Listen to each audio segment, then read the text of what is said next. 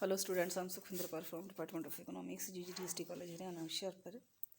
अज असी टॉपिक करन जा रहे हैं Solow model of growth. Model of growth आप करते पे हैं, क्लासिकल मॉडल ऑफ ग्रोथ कर लिया, उस तो बाद आप Harrod Domar model of growth, then neo classical model growth model वो भी कर लिया। तो अज लास्ट ग्रोथ मॉडल है साडा solo model of growth. Solo professor Robert M solo ਜਿਹੜੇ ਆ ਉਹਨਾਂ ਨੇ ਇਹ ਮॉडल ਦਿੱਤਾ ਆਪਾਂ ਨੂੰ, ਔਰ ਉਹਨਾਂ ਨੇ ਕੁਆਟਰਲੀ ਜਰਨਲ ਆਫ ਇਕਨੋਮਿਕਸ ਦੇ ਵਿੱਚ ਫੈਬਰਰੀ 1956 ਦੇ ਵਿੱਚ ਇਹ ਮॉडल ਜਿਹੜਾ ਦਿੱਤਾ ਹੈ, ਇਹ ਮॉडल ਪੇਸ਼ ਕੀਤਾ ਹੈ।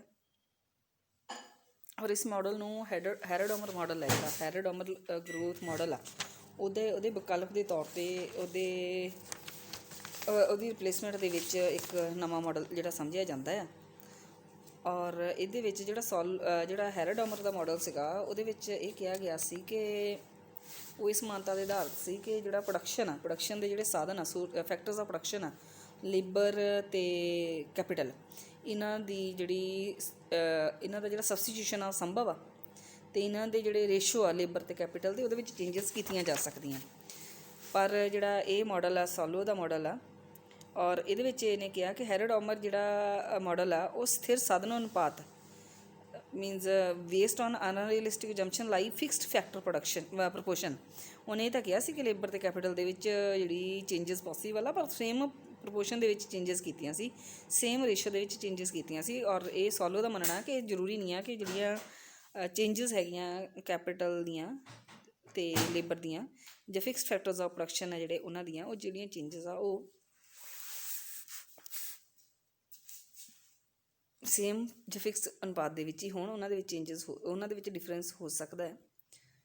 ਇੱਕ ਅਲਟਰਨੇਟਿਵ ਮॉडल ਹੈ ਹੈਰੋਡੋਮਰ ਮॉडल ਦੀ ਜਗ੍ਹਾ 'ਤੇ, ਔਰ ਇਸ ਨੂੰ factor substitution and diminishing returns to a factor model ਦੇ ਕਰਕੇ ਵੀ ਜਾਣਿਆ ਜਾਂਦਾ।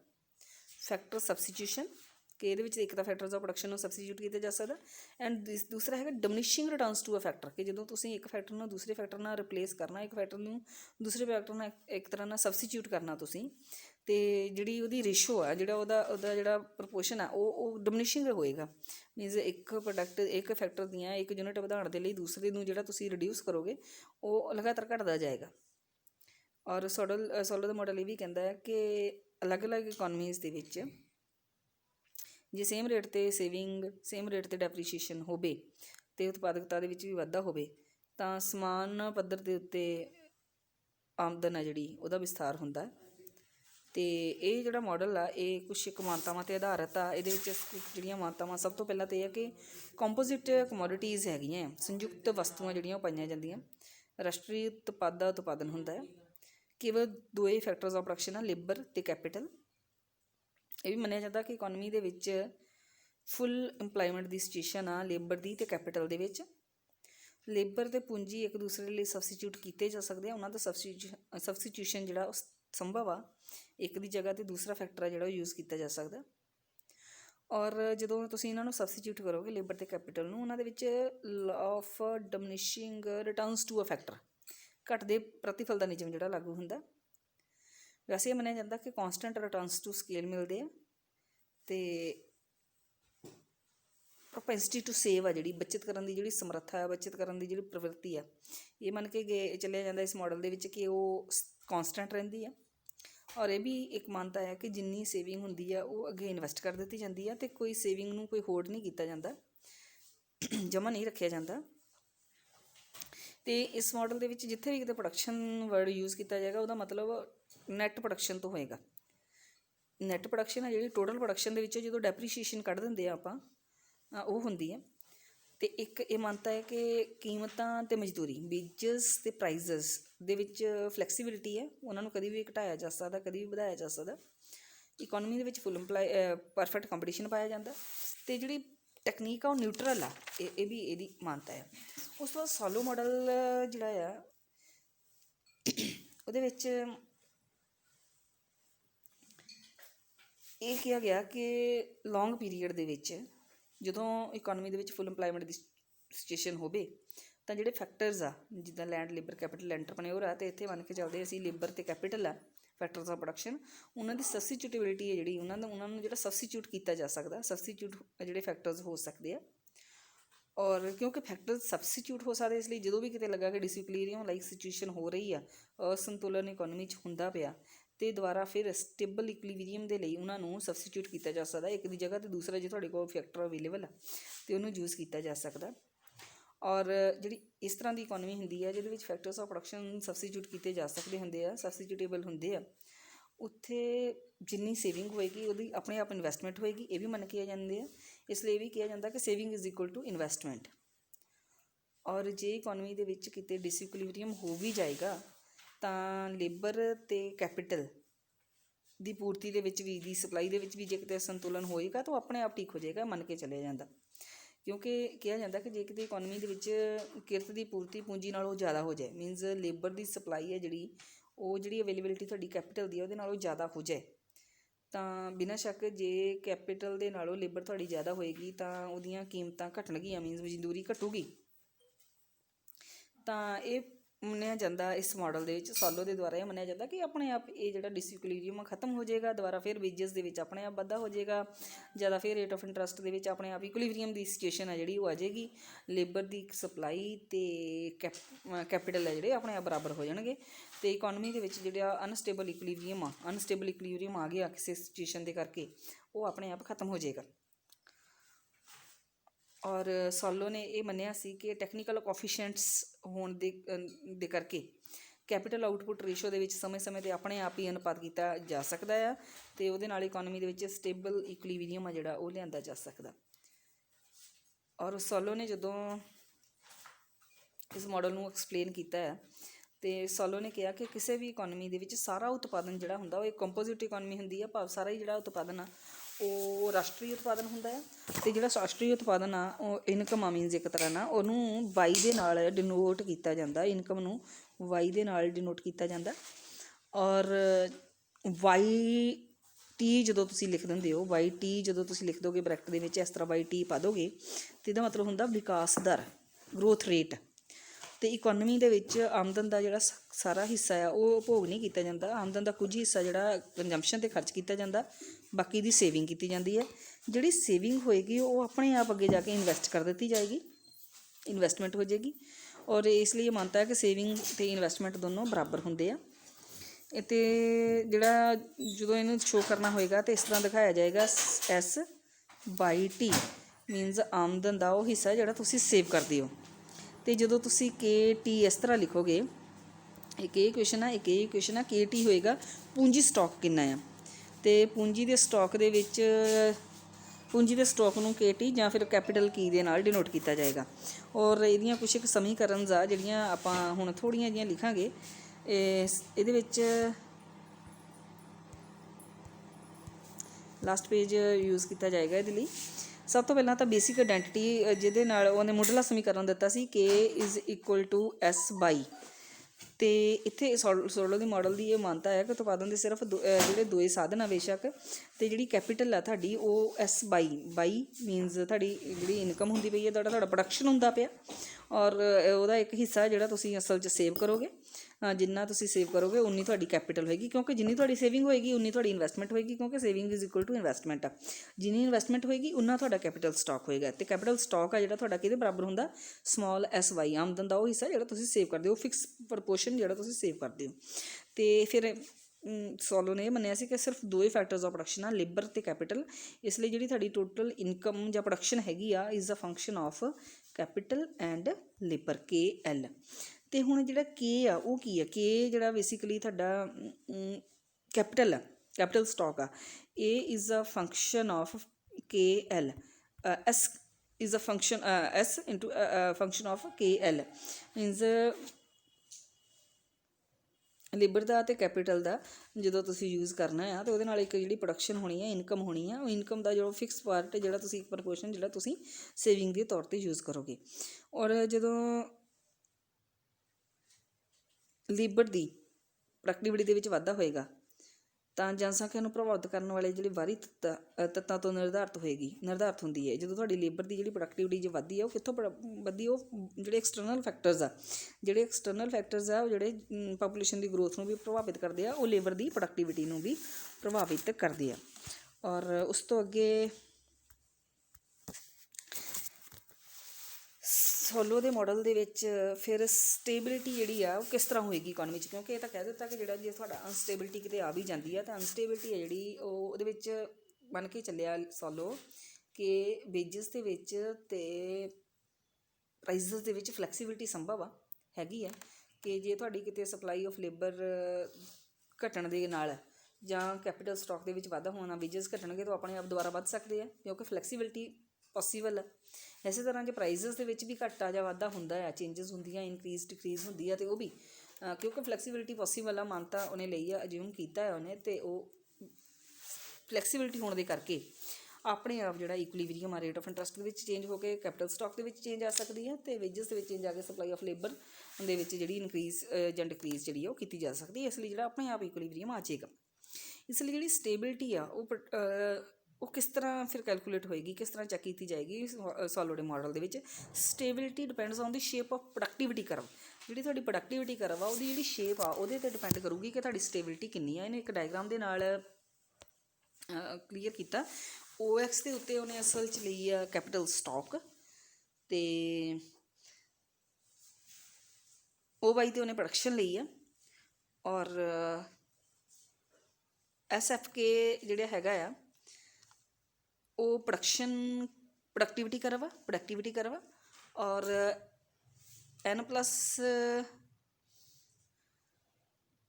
ਡੈਲਟਾ ਸਿਗਮਾ ਇੰਟੂ K ਜਿਹੜਾ ਆ ਇਹ ਤੁਹਾਡੇ ਉਹ ਕਰਵਾ ਜਿਹੜੇ ਤੁਹਾਡੇ ਅਲੱਗ-ਅਲੱਗ ਉਹ ਪੁਆਇੰਟਸ ਸ਼ੋ ਕਰਦੀ ਹੈ, ਜਿਹਦੇ ਉੱਤੇ ਤੁਸੀਂ ਕੈਪੀਟਲ ਦਾ ਅਤੇ ਲੇਬਰ ਦਾ ਜਿਹੜਾ ਸਬਸਟੀਟਿਊਸ਼ਨ ਆ ਜਿਹੜਾ ਉਹ ਤੁਸੀਂ ਕਰਨਾ ਆ। ਅਲੱਗ-ਅਲੱਗ ਇਹਨਾਂ ਦੇ ਜਿਹੜੇ ਕੰਬੀਨੇਸ਼ਨ ਯੂਜ਼ ਕਰਨੇ ਆ, ਇਹਨਾਂ ਦੀ ਜਿਹੜੀ ਰੇਸ਼ੋ ਤੁਸੀਂ ਯੂਜ਼ ਕਰਨੀ ਹੈ।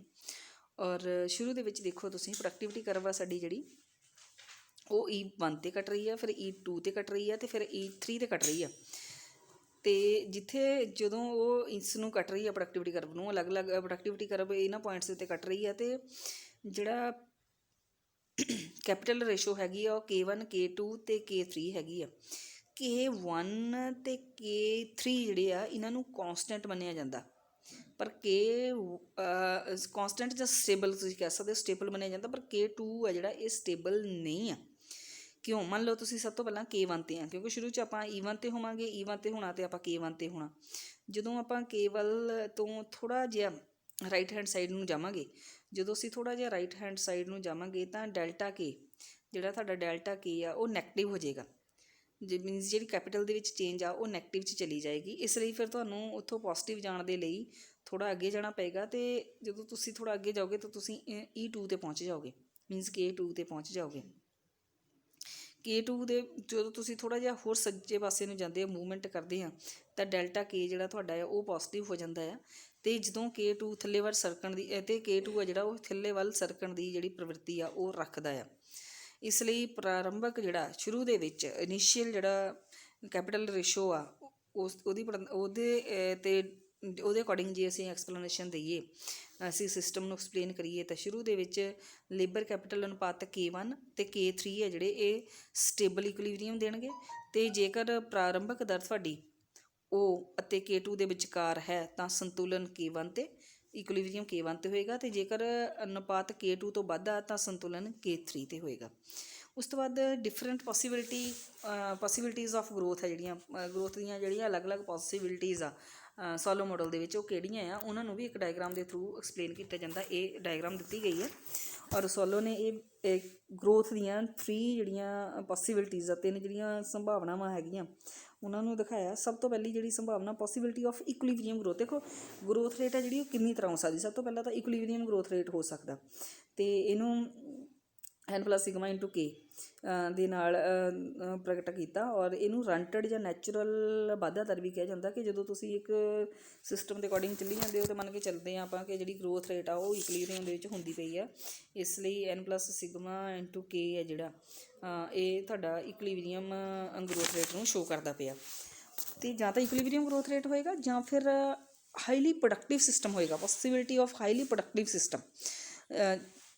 ਮੀਨਸ ਤੁਹਾਡਾ ਜਿਹੜਾ ਗਰੋਥ ਰੇਟ ਆ, ਇਸ ਤਰ੍ਹਾਂ ਤਾਂ ਨਹੀਂ ਹੋ ਸਕਦਾ ਕਿ ਗਰੋਥ ਰੇਟ ਆਪਾਂ ਇੱਦਾਂ ਮੰਨ ਕੇ ਚੱਲੀਏ ਕਿ ਗਰੋਥ ਰੇਟ ਸਾਡਾ ਨੈਗੇਟਿਵ 'ਚ ਚੱਲ ਜਾਏਗਾ। ਕੁਝ ਅਸੀਂ ਕੰਮ ਕਰਾਂਗੇ, ਜੇ ਅਸੀਂ ਮੰਨ ਲਓ ਇਕੋਨਮੀ ਨੂੰ ਡਿਵੈਲਪ ਕਰਨ ਦਾ ਕੰਮ ਸ਼ੁਰੂ ਕਰਦੇ ਹਾਂ, ਜੇ ਅਸੀਂ ਕੋਈ ਮਾਡਲ ਅਡੋਪਟ ਕਰਦੇ ਹਾਂ, ਗਰੋਥ ਮਾਡਲ ਅਡੋਪਟ ਕਰਦੇ ਹਾਂ, ਤਾਂ ਬਿਨਾਂ ਸ਼ੱਕ ਉਸ ਗਰੋਥ ਮਾਡਲ ਦੇ ਵਿੱਚ ਇਹ ਤਾਂ ਪੋਸੀਬਿਲਿਟੀ ਨਹੀਂ ਹੋਏਗੀ ਕਿ ਆਪਾਂ ਉਸ ਗਰੋਥ ਮਾਡਲ ਨੂੰ ਨੈਗੇਟਿਵ 'ਚ ਲੈ ਕੇ ਚੱਲੀਏ, ਕਿ ਜਿਹੜੀ ਸਾਡੀ ਗਰੋਥ ਹੋਈ ਵੀ ਪਈ ਆ ਉਹ ਪਿੱਛੇ ਚਲੀ ਜਾਏ। ਇਹ ਤਾਂ ਨਹੀਂ ਹੋ ਸਕਦਾ। ਇਸ ਲਈ ਇਹ ਨਹੀਂ ਹੋ ਸਕਦਾ ਕਿ ਇੱਕ ਜੀ ਗਰੋਥ ਰੇਟ, ਇੱਕ ਤੁਹਾਡੀ ਗਰੋਥ ਪੋਸੀਬਿਲਿਟੀ ਜਿਹੜੀ ਇਕੁਇਲੀਬਰੀਅਮ ਵਾਲੀ ਹੋਵੇ, ਇੱਕ ਪੋਜ਼ਿਟਿਵ ਵਾਲੀ ਹੋਵੇ, ਨੈਗੇਟਿਵ ਵਾਲੀ ਹੋਵੇ। ਇੱਕ ਇਕੁਇਲੀਬਰੀਅਮ ਵਾਲੀ ਹੋਏਗੀ, ਦੂਸਰੀ ਪੋਸੀਬਿਲਿਟੀ ਹੈ ਜਿਹੜੀ ਉਹ ਹਾਈਲੀ ਪ੍ਰੋਡਕਟਿਵ ਸਿਸਟਮ ਦੀ ਹੋਏਗੀ। ਔਰ ਜਿਹੜੀ ਹਾਈਲੀ ਪ੍ਰੋਡਕਟਿਵ ਸਿਸਟਮ ਦੀ ਪੋਸੀਬਿਲਿਟੀ ਉਹ S1FK ਵਾਲੀ ਹੈ। S1FK ਦੇ ਵਿੱਚ ਹਾਈਲੀ ਪ੍ਰੋਡਕਟਿਵ ਸਿਸਟਮ ਜਿਹੜਾ ਹੋਏਗਾ, ਇਹ ਜਿਹੜੀ ਸਿਚੁਏਸ਼ਨ ਹੋਏਗੀ, ਇਹਦੇ ਵਿੱਚ ਲੇਬਰ ਸਪਲਾਈ ਦੀ ਤੁਲਨਾ ਦੇ ਵਿੱਚ ਕੈਪੀਟਲ ਨੂੰ ਜ਼ਿਆਦਾ ਵਧਾਇਆ ਜਾਏਗਾ। ਮੀਨਸ ਕੈਪੀਟਲ ਦੇ ਉੱਤੇ ਜ਼ਿਆਦਾ ਜਿਹੜੀ ਸਟਰੈਸ ਦਿੱਤੀ ਜਾਏਗੀ, ਉਹਨੂੰ ਜ਼ਿਆਦਾ ਧਿਆਨ ਦਿੱਤਾ ਜਾਏਗਾ, ਅਤੇ ਫਿਰ ਉਹਦੇ ਨਾਲ ਇੰਪਲਾਈਮੈਂਟ ਦੇ ਵਿੱਚ ਤੇਜ਼ੀ ਨਾਲ ਵਾਧਾ ਹੋਏਗਾ, ਅਤੇ ਫਿਰ ਉਹਦੇ ਨਾਲ ਲਗਾਤਾਰ ਜਿਹੜੀ ਫੁੱਲ ਇੰਪਲਾਈਮੈਂਟ ਦੀ ਜਿਹੜੀ ਸਿਚੁਏਸ਼ਨ ਆ ਫਿਰ ਸਾਡੇ ਕੋਲ ਆ ਜਾਏਗੀ। ਇੱਕ ਗਰੋਥ ਜਿਹੜੀ ਸ਼ੁਰੂ ਹੋ ਜਾਏਗੀ, ਉਹਦੇ ਨਾਲ ਫੁੱਲ ਇੰਪਲਾਈਮੈਂਟ ਦੀ ਸਿਚੁਏਸ਼ਨ ਆ ਜਾਏਗੀ। ਅਤੇ ਜਾਂ ਫਿਰ ਤੀਸਰੀ ਪੋਸੀਬਿਲਿਟੀ ਹੈ ਜਿਹੜੀ, ਉਹ ਕਿਹੜੀ ਆ? Possibility of highly unproductive system. Means ਜਾਂ ਤਾਂ ਤੁਹਾਡਾ ਹਾਈਲੀ ਪ੍ਰੋਡਕਟਿਵ ਸਿਸਟਮ ਹੋਏਗਾ ਜਾਂ ਫਿਰ ਹਾਈਲੀ ਅਨਪ੍ਰੋਡਕਟਿਵ ਸਿਸਟਮ ਹੋਏਗਾ। ਮੀਨਸ ਇਹ ਜਿਹੜੀ ਸਿਚੁਏਸ਼ਨ ਆ S2FK ਵਾਲੀ ਸਿਚੁਏਸ਼ਨ ਹੋਏਗੀ।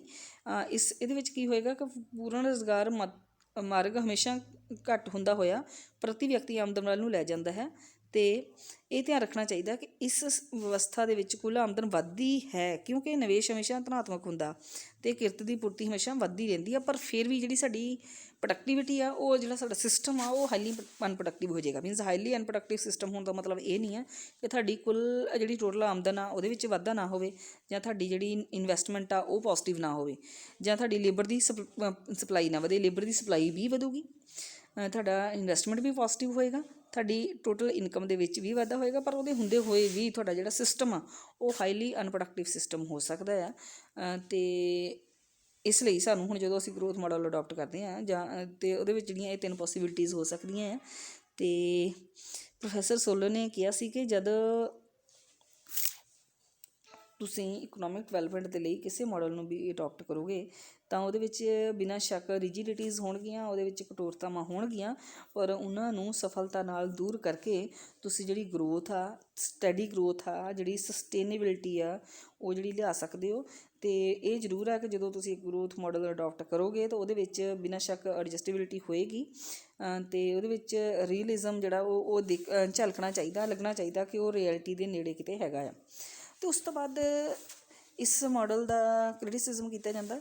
ਕ੍ਰਿਟਿਸਿਜ਼ਮ ਦੇ ਵਿੱਚ ਇਸ ਮਾਡਲ ਦੀਆਂ ਸਭ ਤੋਂ ਪਹਿਲਾਂ ਤਾਂ ਦੇਖੋ ਅਜੰਪਸ਼ਨਸ ਬਹੁਤ ਸੀ, ਅਤੇ ਇਹਨਾਂ ਅਜੰਪਸ਼ਨਸ ਦੇ ਬੇਸ ਦੇ ਉੱਤੇ ਇਸ ਮਾਡਲ ਨੂੰ ਕ੍ਰਿਟੀਸਾਈਜ਼ ਕਰ ਦਿੱਤਾ ਜਾਂਦਾ। ਜਿਸ ਤਰ੍ਹਾਂ ਇਹਦੇ ਵਿੱਚ ਕਿਹਾ ਜਾਂਦਾ it ignores equilibrium between G and GW, ਕਿ ਇੱਕ ਗਰੋਥ ਰੇਟ ਤੁਹਾਡੀ ਜਿਹੜੀ ਰੈਂਟਡ ਹੁੰਦੀ ਹੈ, ਜਿਹੜੀ ਤੁਹਾਨੂੰ ਚਾਹੀਦੀ ਹੁੰਦੀ, ਇੱਕ ਨੈਚੁਰਲ ਗਰੋਥ ਰੇਟ ਹੁੰਦਾ ਜਿਹੜਾ ਜਿਸ ਤਰ੍ਹਾਂ ਪਿਛਲੇ ਮਾਡਲਸ ਦੇ ਵਿੱਚ ਮੰਨਿਆ ਗਿਆ। ਇਹਨੇ ਉਸ ਚੀਜ਼ ਨੂੰ ਐਕਸਪਲੇਨ ਨਹੀਂ ਕੀਤਾ। ਉਸ ਤੋਂ ਬਾਅਦ ਇਹਨੇ ਕਿਹਾ ਕਿ ਅਨਰੀਅਲਿਸਟਿਕ ਅਜੰਪਸ਼ਨ ਆਫ ਹੋਮੋਜੀਨੀਅਸ ਕੈਪੀਟਲ, ਅਤੇ ਇਹਨੇ ਕਿਹਾ ਸੀ ਜਿਹੜੀ ਕੈਪੀਟਲ ਆ ਸਾਰੀ ਹੋਮੋਜੀਨੀਅਸ ਹੁੰਦੀ, ਜਿਹੜੀ ਕੈਪੀਟਲ ਹੈ ਜਿਹੜੀ ਤੁਹਾਡੀ ਹੈਟਰੋਜੀਨੀਅਸ ਹੋ ਸਕਦੀ ਹੈ। ਉਸ ਤੋਂ ਬਾਅਦ ਇਨਵੈਸਟਮੈਂਟ ਕੀਤੀ ਜਾਣੀ ਚਾਹੀਦੀ ਹੁੰਦੀ ਆ ਗਰੋਥ ਦੇ ਲਈ, ਪਰ ਇਹਨੇ ਕੋਈ ਇਨਵੈਸਟਮੈਂਟ ਫੰਕਸ਼ਨ ਨਹੀਂ ਆਪਾਂ ਨੂੰ ਦਿੱਤਾ।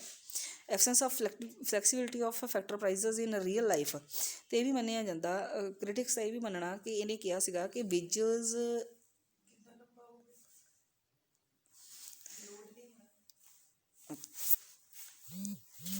ਜਿਹੜੀਆਂ ਹੈਗੀਆਂ ਆ ਉਹ ਫਲੈਕਸੀਬਲ ਆ, ਪਰ ਕ੍ਰਿਟਿਕਸ ਦਾ ਇਹ ਮੰਨਣਾ ਕਿ ਰੀਅਲ ਲਾਈਫ ਦੇ ਵਿੱਚ ਜਿਹੜੇ ਫੈਕਟਰਸ ਆ, ਫੈਕਟਰਸ ਆਫ ਪ੍ਰੋਡਕਸ਼ਨ ਦੀਆਂ ਪ੍ਰਾਈਸਿਸ ਲਾਈਕ ਵੇਜਸ ਹੈਗੀਆਂ, ਜਿਸ ਤਰ੍ਹਾਂ ਇਹਨਾਂ ਦੇ ਵਿੱਚ ਇੰਨੀ ਜ਼ਿਆਦਾ ਫਲੈਕਸੀਬਿਲਿਟੀ ਨਹੀਂ ਪਾਈ ਜਾਂਦੀ ਹੁੰਦੀ। ਔਰ ਉਸ ਤੋਂ ਬਾਅਦ technical progress is not an exogenous factor. ਇਹ ਨਹੀਂ ਹੈ ਕਿ ਇਹਦੇ ਵਿੱਚ ਟੈਕਨੋਲੋਜੀਕਲ ਪ੍ਰੋਗਰੈਸ ਨੂੰ ਕੌਨਸਟੈਂਟ ਬਣ ਕੇ ਚੱਲੇ ਆਪਾਂ, ਪਰ ਇਸ ਤਰ੍ਹਾਂ ਨਹੀਂ ਹੁੰਦਾ। ਟੈਕਨੋਲੋਜੀਕਲ ਜਿਹੜੀ ਡਿਵੈਲਪਮੈਂਟ ਆ, ਪ੍ਰੋਗਰੈਸ ਆ, ਉਹ ਕੋਈ ਐਕਸੋਜੀਨੀਅਸ ਫੰਕਸ਼ਨ ਨਹੀਂ ਹੁੰਦਾ, ਉਹ ਸਿਸਟਮ ਦੇ ਵਿਚਲਾ ਹੀ ਫੰਕਸ਼ਨ ਹੁੰਦਾ, ਔਰ ਉਹਦੇ ਵਿੱਚ ਚੇਂਜਸ ਪੋਸੀਬਲ ਆ। ਹੋਰ ਬਹੁਤ ਸਾਰੀਆਂ ਅਨਰੀਅਲਿਸਟਿਕ ਅਜੰਪਸ਼ਨਸ ਇਹਨੇ ਲਈਆਂ, ਲਾਈਕ ਕਿ ਫੈਕਟਰ ਸਬਸਟੀਟਿਊਬਿਲਿਟੀ ਸੰਭਵ ਹੈ, ਬਟ ਆਪਾਂ ਮੰਨ ਕੇ ਚੱਲੀਏ ਤਾਂ ਲੇਬਰ ਨੂੰ ਕੈਪੀਟਲ ਨੂੰ ਲੇਬਰ ਦੇ ਨਾਲ ਰਿਪਲੇਸ ਕੀਤਾ ਜਾ ਸਕਦਾ, ਪਰ 100% ਨਹੀਂ ਕੀਤਾ ਜਾ ਸਕਦਾ। ਕਿ ਇਹ ਨਹੀਂ ਹੋ ਸਕਦਾ ਕਿ ਜਿੱਥੇ ਤੁਸੀਂ ਲੇਬਰ ਯੂਜ਼ ਕਰਨੀ ਆ ਉੱਥੇ ਸਾਰੀ ਦੀ ਸਾਰੀ ਤੁਸੀਂ ਕੈਪੀਟਲ ਇਨਵੋਲਵ ਕਰ ਦਿਓ, ਤੁਹਾਨੂੰ ਕੁਛ ਪਰਸੈਂਟੇਜ ਲੇਬਰ ਦੀ। ਇਹ ਵੀ ਨਹੀਂ ਪੋਸੀਬਲ ਕਿ ਤੁਸੀਂ ਸਾਰੀ ਦੀ ਸਾਰੀ ਲੇਬਰ ਇਨਵੋਲਵ ਕਰ ਦਿਓ, ਕੁਛ ਪਰਸੈਂਟੇਜ ਤੁਹਾਨੂੰ ਕੈਪੀਟਲ ਦੀ ਜ਼ਰੂਰੀ ਹੋਏਗੀ। ਉਸ ਤੋਂ ਬਾਅਦ ਜਿਹੜਾ ਤੁਹਾਡਾ ਪ੍ਰੋਡਕਸ਼ਨ ਫੰਕਸ਼ਨ ਆ ਉਹ ਕੌਨਸਟੈਂਟ ਨਹੀਂ ਹੁੰਦਾ, ਔਰ ਇਹਨਾਂ ਪੁਆਇੰਟਸ ਦੇ ਬੇਸ ਦੇ ਉੱਤੇ ਇਸ ਮਾਡਲ ਨੂੰ ਕ੍ਰਿਟੀਸਾਈਜ਼ ਕੀਤਾ ਜਾਂਦਾ। ਫਿਰ ਇਹਦੇ ਵਿੱਚ ਸਾਨੂੰ ਸੋਲੋ ਮਾਡਲ ਅਤੇ ਹੈਰੋਡਾਮਰ ਮਾਡਲ ਦਾ ਜਿਹੜਾ ਕੰਪੈਰੀਜ਼ਨ ਉਹ ਆ ਜਾਂਦਾ, ਪਰ ਆਪਾਂ ਇਹ ਦੋਨੋਂ ਮਾਡਲ ਕਰ ਚੁੱਕੇ ਹਾਂ, ਇਸ ਲਈ ਕੰਪੈਰੀਜ਼ਨ ਤੁਸੀਂ ਆਪ ਕਰੋਗੇ। ਇਹਦੇ ਨਾਲ ਇੱਕ ਕਨਸੈਪਟ ਕੰਪਲੀਟ ਹੁੰਦਾ ਹੈ। Thank you so much.